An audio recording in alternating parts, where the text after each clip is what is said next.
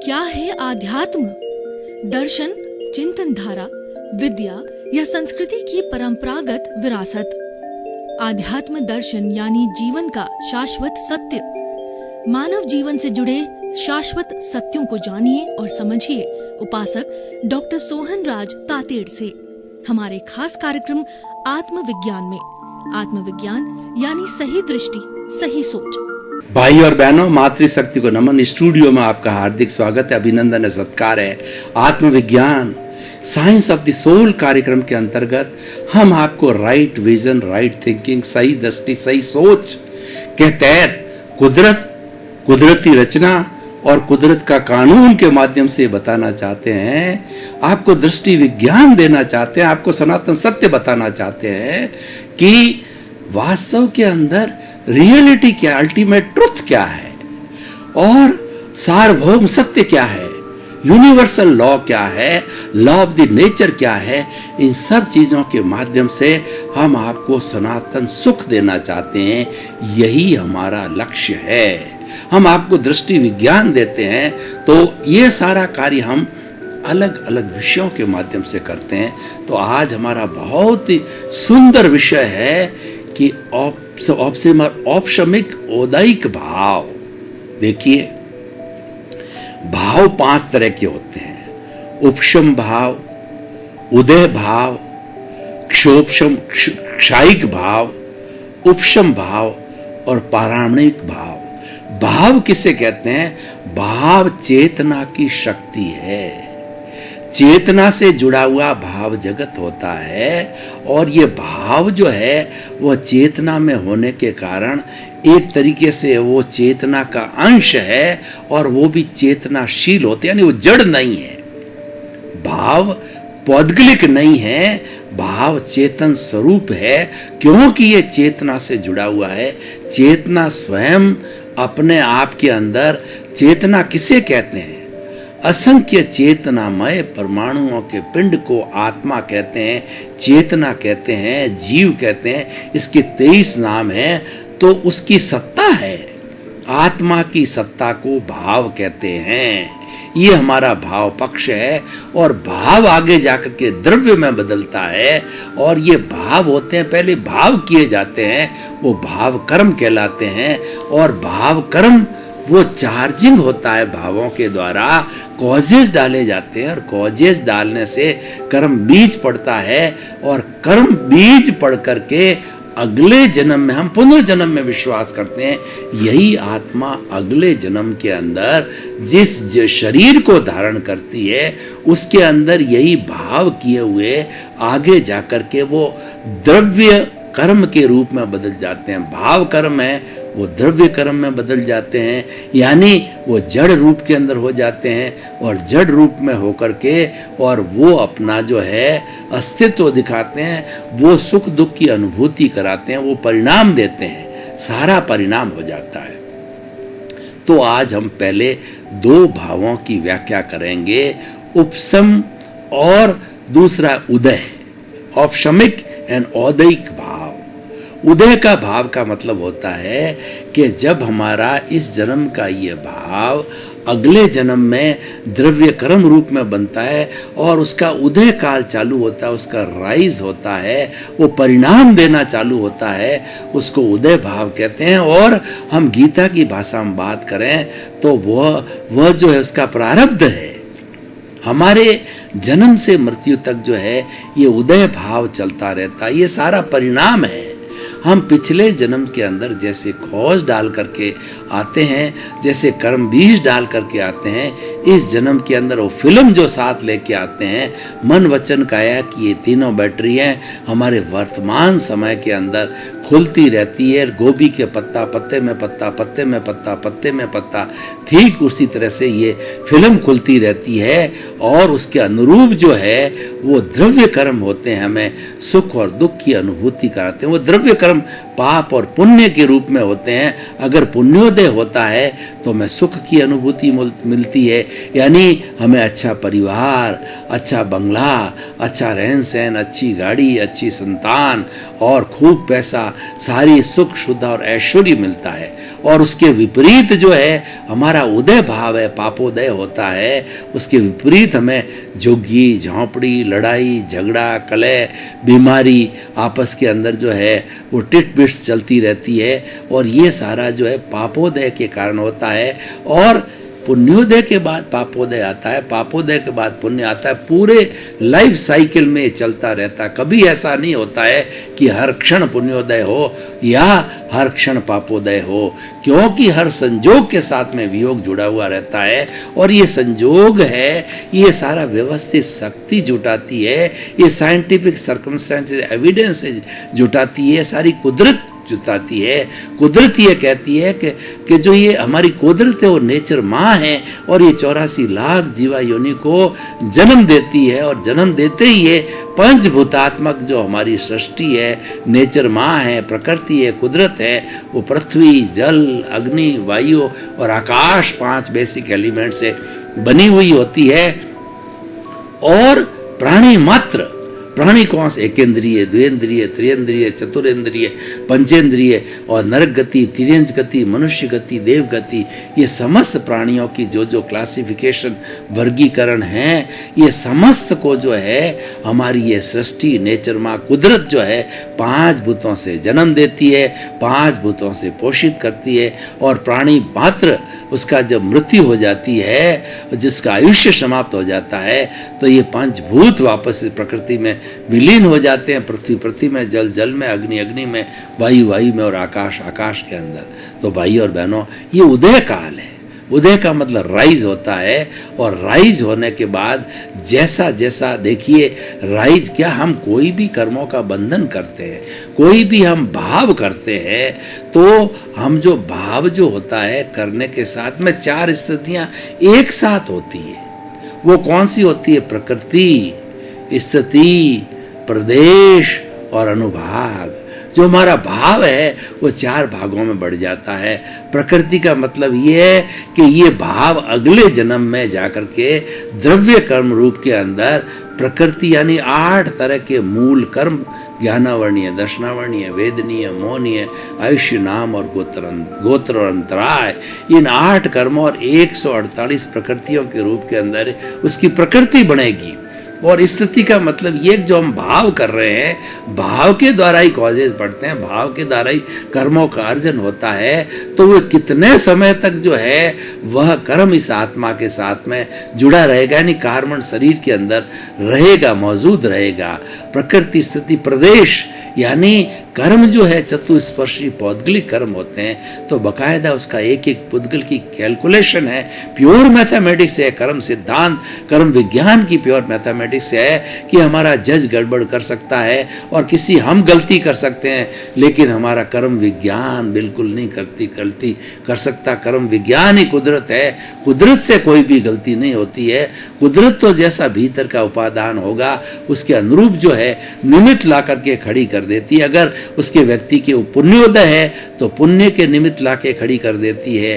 Car है, बंगला है, वस्तु और व्यक्ति को भी खड़ा करती है, जो कि उसको सहयोग देने वाला मिल जाता है, उसको धन की प्राप्ति कराने में सहयोगी मिल जाता है, वस्तु और व्यक्ति दोनों आ जाता है। और उसके विपरीत पापोदय भी होता है, मारने वाला मिल जाता है, घूंसे मारने वाला, प्रॉपर्टी को छीनने वाला और पैसे को हड़प करने वाला और सड़क पर फेंकने वाला, और ऐसी ऐसी संतान भी मिल जाती है जो कि आपको कुंभ के मेले के अंदर छोड़ के आ जावे, वृद्धाश्रम में भर्ती करा के आए, चाहे आपने जीवन भर जो है उनका भरण पोषण किया हो। तो भाई और बहनों, प्रकृति स्थिति उसके प्रदेश होते हैं, कितने उसके परमाणु होंगे, और प्रकृति स्थिति अनुभाग के जब ये द्रव्य रूप के अंदर उदय में आएगा, तो उदय में आने के बाद जो है वो किस तरीके का परिणाम देगा, कैसा रस देगा, उसको जो है वो अनुभाग कहा जाता है कि किस तरीके से वो व्यक्ति को सुख दुख की अनुभूति कराएगा। तो ये सारा हमारा औदैहिक भाव है, उदय का भाव है, और ये जीवन भर चलता रहता है। पुण्य और पाप के रूप के अंदर ये हर क्षण जो है चलता रहता है। देखिए ये फिल्म है जीवन भर की। मैं आपको उदाहरण देना चाहता हूँ। हम किसी थिएटर में जब फिल्म देखने जाते हैं तो 2.5 घंटे की फिल्म होती है। उसके अंदर हीरो होता है, हीरोइन होती है, विलियन होता है, हीरो हीरोइन मिलते हैं, उनके अंदर प्रेम होता है और प्रेम थोड़ा गहरा होता है और शादी होने के समय होती है। विलियन जो है उसकी जो है हीरोइन को उठा के ले जाता है तो हीरो उससे लड़ाई करता है, झगड़ा करता है। तो ये सारी फिल्म चलती रहती है, जड़ फिल्म है। जैसा जैसा जो है रिकॉर्डिंग किया वैसा ये छूटती रहती है। ये रिकॉर्डिंग क्या है, पहले की जाती है। उसी तरीके से हमने जो भाव कर्म डाले हैं वो भाव कर्म हम पिछले जन्म में डाल के आए हैं और इसकी रिकॉर्डिंग खुलती इस जन्म के अंदर। हम पेपर पिछले जन्म में दे करके आए हैं और उसका रिजल्ट इस जन्म के अंदर मिलता है। यानी सारा उदय भाव है, ये परिणाम है। इसको पुरुषार्थ समझना जो है वो एक अज्ञान है। ये पुरुषार्थ नहीं है, परिणाम है, क्योंकि हम लेकर के आए हैं। व्यक्ति साधु बन सकता है, व्यक्ति लुटेरा बन सकता है जैसा हम लेकर के आए हैं, और व्यक्ति धार्मिक बन सकता है, व्यक्ति अधार्मिक बन सकता है। चार्टर्ड अकाउंट, सीए, इंजीनियर, कुछ भी बन सकता है। ये पूर्व जन्म के अंदर जैसी जैसी प्रतिष्ठा करके आया है, जैसे जैसे भाव जो कि आज हमारा भाव जगत विषय है वो करके आया है, उसके अनुरूप जो है खुलता रहता है। मैं आपको एक उदाहरण देना चाहता हूँ। देखिए हमने परीक्षा दी तो परीक्षा के अंदर 3 घंटे का पेपर होता है, 10 क्वेश्चन है, हमने 2.5 घंटे में उसका उत्तर लिख दिया। उसके बाद जो हमारा आधा घंटा का जो समय है, उस आधे घंटे के समय में उन 10 क्वेश्चंस को हम पुनः देखते हैं। कहीं गलती है तो उसमें करेक्शन करते हैं, कुछ सुधारते हैं, कुछ जोड़ते हैं। वैसा हम करते हैं और करके और वापस शुद्धिकरण करके और 3 घंटे तक हम स्वतंत्र हैं। वो पेपर हमारे पास होता रहता है और 3 घंटे की घंटी बजती है तो जो पेपर हम इन्विजिलेटर को दे देते हैं। तो ठीक उसी तरीके से हमने पेपर दे दिया है और हमारा आयुष्य समाप्त हो गया। हम अगले जन्म में जाते हैं। जैसा पेपर दिया होता है तो एग्जामिनर जो रिजल्ट है वो नेक्स्ट जन्म के अंदर उसका भुगतान होता है और उसका भुगतान करने वाला दूसरा है। मैं आज सोहन राज हूँ तो मानिए कि पूर्व जन्म के अंदर मोहन राज ने वो पेपर दिया और मोहन राज ने कॉजेज डाले और मोहन राज ने भाव किए और आज सोहन राज के पास जो है वो द्रव्य कर्म बन करके आए, वो परिणाम बन के आए और ये सोहन राज 75 वर्ष का हो गया है। तो जन्म से लगा के मृत्यु तक वो वही कर्म जो करके लेके आया है, वही जो पेपर हल करके आया, उसका रिजल्ट उसको मिल रहा है और जीवन भर तक उसको मिलता रहेगा। उसके अंदर सोहन राज की कोई स्वतंत्रता नहीं है। देखिए, करने वाला मोहन राज, भुगतने वाला सोहन राज। हम आगे की बात करें तो हम पुनर्जन्म में विश्वास करते हैं। तो ये हमारा जो सोहन राज आज प्रतिष्ठा कर रहा है, आज जो नए भाव बना रहा है, नए कॉज डाल रहा है, अच्छे डाल रहा है या बुरे डाल रहा है, चार्जिंग कर रहा है, तो ये कॉजेज जो है इकट्ठे होकर के अगले वाले जन्म के अंदर यशवंत राज आ गया, तीसरी नई बॉडी आ गई, तो वो इसका भुगतान यशवंत राज को करेगा। वो जो भाव तो डाले हैं सोहन राज ने और वो भाव जो है द्रव्य क्रम रूप के अंदर प्रभावित करेंगे भविष्य के अंदर, यशवंत राज के जन्म के अंदर उस शरीर को प्रभावित करेंगे। अब देखिए, तीनों स्थिति के अंदर भूतकाल में जब मोहन राज था तो वही आत्मा थी, आज सोहन राज है तो ही वही आत्मा है। कल भविष्य के अंदर पुनर्जन्म लेकर के कर्मों के अधीन, आयुष्य के अधीन यशवंत राज बन गया। तो आत्मा तीनों पोजीशन में एक है और वो आत्मा शाश्वत है, वो मूल आत्मा है, उसमें कोई परिवर्तन किसी समय में नहीं होता है, केवल शरीर के अंदर उसकी प्रेजेंस रहती है। और ये जो कॉजेज है, ये जो भाव है, यही कर्मों का बंधन करते हैं, चार्जिंग करते हैं और अगले जन्म में जाकर के द्रव्य कर्म के रूप में, डिस्चार्ज के रूप में चलता रहता है। ये चार्ज डिस्चार्ज चलता रहता है और ये चार्ज डिस्चार्ज होकर के जब शून्य हो जाता है। शून्य कैसे होता है, मैं उदाहरण देना चाहता हूँ कि आपने बैंक अकाउंट खोला होगा, सेविंग बैंक के अंदर जब आप पैसे डालते हैं तो आपके क्रेडिट हो जाता है, जब पैसे निकालते हैं तो आपके डेबिट हो जाता है। आपने 10,000 रुपये पहले डाल के क्रेडिट किया, फिर 2,000 3,000 करके 10,000 पूरे निकाल दिए तो डेबिट क्रेडिट होकर बैलेंस जीरो हो जाता है। ठीक उसी तरीके से हमारी ये चार्ज डिस्चार्ज कर्मों का बैलेंस जीरो हो जाता है, यानी हमारे डिस्चार्ज होकर कर्म जड़ते हैं, जिसको कि हम निर्जरा कहते हैं। भगवान ने निर्जरा को धर्म बताया है। और जब कर्म हम जब चार्ज करते हैं तो ये जो कर्म जो है हमारा आश्रव कहलाता है, ये कर्मों का बंध कहलाता है। और झड़ने को निर्जरा कहते हैं। झड़ने से हमारा कर्म शरीर हल्का होता है। कर्म शरीर हल्का होने का अर्थ होता है आत्मा हल्की होती है, क्योंकि आत्मा के एक एक प्रदेश पर असंख्य असंख्य जो अनंत अनंत जो है कर्म के परमाणु चतुस्पर्शी जो है 8 कर्मों के परमाणु उसके अंदर पड़े हुए। और ज्यों ज्यों ये वॉश होते हैं, ज्यों ज्यों उसकी निर्जरा होती है, dissociation of the Karma from the कार्मिक body or from the causal body or from the soul is called the nirjara. Dissociation is nirjara, and God has told dissociation as a religion. उसको धर्म कहा है, उसको जो है धर्म की संज्ञा में दी है। भगवान ने 2 तरह के धर्म बताए। दूसरा एक धर्म होता है संवर धर्म होता है। संवर का मतलब प्रत्याख्यान, ये जो हमारे भीतर पुण्य और पाप का जो कर्म, यानी राग द्वेष, जो हमने राग द्वेष के साथ जुड़ाव छोड़ दिया। जो फिल्म चल रही है उसमें हम उपेक्षा के भाव करते हैं, उसके साथ जुड़ते नहीं, कोई प्रतिक्रिया नहीं देते, अपनी कोई ओपिनियन नहीं देते, अपना कोई अभिप्राय नहीं देते, हम साइलेंट रहते हैं। साइलेंट रहने का मतलब है कि हमने संवर किया, हमने तप किया। तप है वो संवर है, और निर्जरा उसकी निष्पत्ति है। तो संवर जो साधना है और निर्जरा उसकी निष्पत्ति है, झरण होता है, वो उससे झरता रहता है। संवर है वहां पे, निर्जरा निश्चित रूप में होगी। भगवान ने कहा नेसेसरीली हर संवर के साथ में निर्जरा रहती है। तो भाई और बहनों, ये सारा उदय काल है और बंद का हमने बताया। उदय और बंद की हमने बात की। उदय तो कर्म खुलता रहता है और बंद है बनता रहता है। उदय को हम डिस्चार्ज कहते हैं और बंद को हम चार्जिंग पॉइंट कहते हैं। तो ये तो सारा हमारा औदैहिक भाव हुआ। दूसरा होता औपशमिक भाव।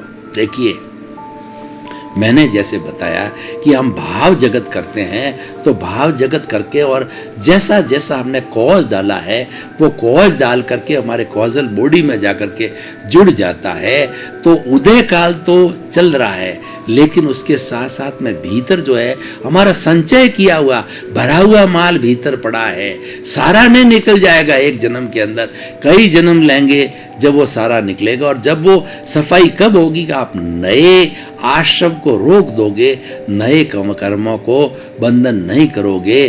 और संवर के माध्यम से आश्रम को रोका जाता है। आश्रम को बंद करने का नाम ही संवर है। तब जो भीतर जो हमारा भरा हुआ माल है धीरे धीरे झरण होता रहेगा। झरण कैसे होता है, मैं आपको उदाहरण देना चाहता हूँ कि मधुमक्खी का छत्ता आपने देखा होगा कि छत्ता जब पक जाता है तो बूंद बूंद करके शहद गिरती जाती है, और गिर करके वह पूरा जो छत्ता होता है वह एकदम जो है वो शहद रहित हो जाता है, खाली एक जड़ रूप के अंदर तोता रह जाता है। उसी तरीके से हमारा ये कर्म झड़ झड़ करके कार्बन शरीर जीरो हो जाता है। तो जीरो होते ही हमारी आत्मा सिद्ध बुद्ध और मुक्त हो जाती है। तो मैं क्या कहना चाहता हूँ कि जो कर्म शेष बचे हुए हैं वो आत्मा के साथ में और हमारे कार्बन शरीर के अंदर पड़े हुए, तो उसको उपशमिक भाव बोलते हैं, उसको उपशम कहते हैं। उपशम की परिभाषा मैं एक उदाहरण देना चाहता हूँ। उपशम को जो है, एक जो हमारा कहना चाहिए खीरा होता है, उस खीरे के ऊपर राख आ जाती है। जब जो अग्नि के ऊपर राख आ जाती है तो वो खीरा दिखाई नहीं देता, लेकिन उसके ऊपर जब पाँव पड़ता है तो हमको गर्मी महसूस होती है। या हवा चलती है तो हवा चल करके और उसके ऊपर की राख हवा उड़ा देती है। तो वही जो है वही अंगारा जो है दावा न लगा सकता है पूरे जंगल में हवा के साथ में ऑक्सीजन, क्योंकि उसकी अंगारे की जो अंगारे का जो भोजन होता है वो ऑक्सीजन होती है। जो ही अंगारे को ऑक्सीजन मिली और हवा चली तो वह दावा नल करके पूरे जो है वह जंगल को भी जला सकती है। एक चिनकारी पूरे जंगल को जला सकती है। तो इसका मतलब इसके ऊपर जो अग्नि पड़ी हुई थी वो उपशम है। और अग्नि जैसा हटते ही जो दवा न लगाने की बात आई, इसका मतलब उदय काल आ गया और उदय काल के अंदर वो भस्मीभूत कर देता है पूरे जंगल को। तो उसी तरीके से हमारा कर्म जब उदय में आता है, उदय में आकर के राजा से रंक बना देता है, रंक से राजा बना देता है और कोमा में आदमी को डाल देता है। आदमी के डायबिटीज़ है, किडनी है, मतलब कुछ भी बड़ी से बड़ी बीमारी आ सकती है और कर्म का फल इतना ज़बरदस्त होता है कि वो अच्छे व्यक्ति को भी जेल भिजवा सकता है। ये सारा उदय के अनुरूप होता है और उदय का जो है हम भाव पीछे से लेकर गाते हैं। तो आज हमने 2 कर्मों की विवेचना की, वो उपशम भाव, और ये भाव कर्म ही आगे जन्म में जाके में द्रव्य कर्म बनते हैं। पहले भाव बनता है फिर द्रव्य होता है। इसलिए कहा गया है कि भाव बिगाड़ोगे तो भाव बिगड़ेगा, भाव सुधारोगे तो भाव सुधरेगा। अगर हम भाव करते ही नहीं हैं, अगर जो है हम हमारे भीतर जो चल रहा है और सारा हमारे मन वचन काया रूपी जितना भीतर ये जो फिल्म चल रही है वो सब का भुगतान है विचारों के द्वारा होता है। इसलिए कहा गया विचारों को बाईपास करो, विचारों के साथ जुड़ो मत। विचारों के साथ जुड़ गए तो राग द्वेष रूपी अशुद्धि पैदा हो गई और वह अशुद्धि पैदा होते ही जो है आपके कॉजेज पड़ जाएंगे और कॉजेज पड़ करके और आपको अगले जन्म के अंदर वो जो कर्म बीज डाला है वो कर्म फल देगा सुख दुख की अनुभूति में, पुण्य पाप के रूप में। पुण्य और न डालोगे तो आत्मा जो है धीरे धीरे 2-4 भव जो आपका डिस्चार्ज जन्म जन्मांतर का इकट्ठा हुआ है, नए कर्मों का बंधन संवर के द्वारा हमने रोक दिया। हमने आश्रव के ऊपर जो है आश्रव को ब्लॉक कर दिया, उसके आने के नाले को, पुण्य पाप के कर्मों के आने के नाले को रोक दिया।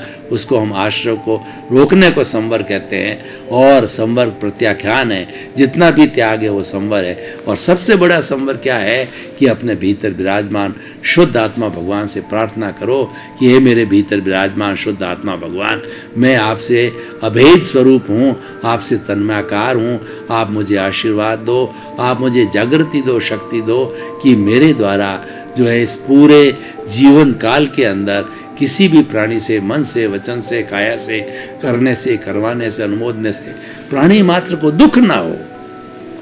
ये सारा दुख है, यही पाप है। और किसी को हम सुख देते हैं तो उससे पुण्य होता है, बिल्कुल।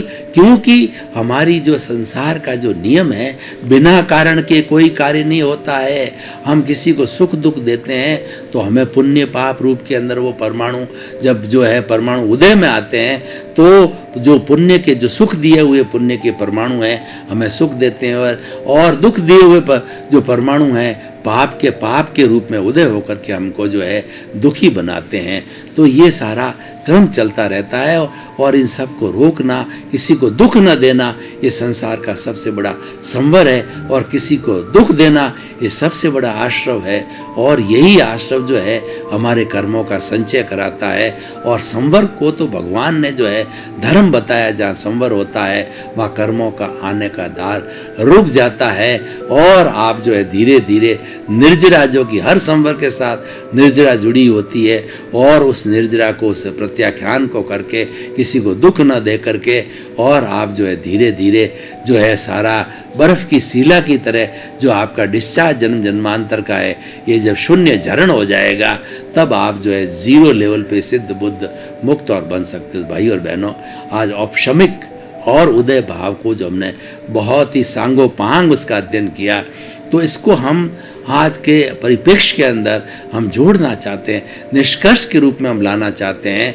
तो देखिए, व्यक्ति अगर कोई भी अच्छा सज्जन व्यक्ति, कोई भी चिंतक व्यक्ति जो है दोनों भावों के अर्थ को समझे तो उदय भाव के अंदर जो कुछ चल रहा है उसको एक्सेप्ट करेगा, उसको कहेगा हुआ सो न्याय, क्योंकि वो जानेगा कि मैं करता नहीं हूँ।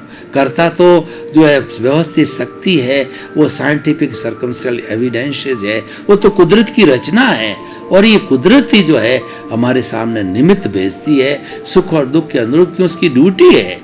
कुदरत कहती है कि मैंने इस विश्व के किसी भी प्राणी को जो है वो अब कर्ता बनने की पावर नहीं दी, मैं स्वयं करता हूँ, मैंने पावर ऑफ अटॉर्नी किसी को नहीं दी और वो अपने आप को कर्ता मानता है, तो यही अज्ञान है। इसके कारण वो भवांतर के अंदर 84 लाख जीवा योनि में भटकता रहेगा और कर्ता मेरे को मानेगा, व्यवस्थित शक्ति को मानेगा, तो वह अकर्ता भाव से शीघ्र तर जाएगा, क्योंकि अकर्ता भाव में कर्म बंधन नहीं है। ये निष्काम अकर्ता भाव, गीता की भाषा में बात करें तो निष्काम कर्म है, फल रहित कर्म है। तो उससे जो जब फल रहित कर्म होते हैं तो हमें किसी तरह का नए कर्मों का बंधन नहीं होता है। कहने का अर्थ ये है कि जो चल रहा है हमारा, ये सारा उदय भाव है और उदय भाव को चलने दो, उसके साथ में टांग मत अड़ाओ। भाई और बहनों, आपका बहुत बहुत धन्यवाद। आप आत्मविज्ञान कार्यक्रम देखते रहिए, ये आपको सुपर नॉलेज देता है, ये आपको सनातन सत्य बताता है, कुदरत का कानून, कुदरत की रचना और कुदरत के बारे में बताता है, ये दृष्टि विज्ञान देता है, आपकी समझ को खुला करता है। इसी कारण आपको इस सनातन सत्य के माध्यम से आपको जो है सनातन सुख देना हमारा कर्तव्य है और हमारा यही उद्देश्य है। तो इसी क्रम के अंदर आपका जीवन आनंदमय हो, मंगलमय हो। आपके प्रति बहुत बहुत शुभकामनाएं। आत्मविज्ञान में आत्मविज्ञान यानी सही दृष्टि, सही सोच।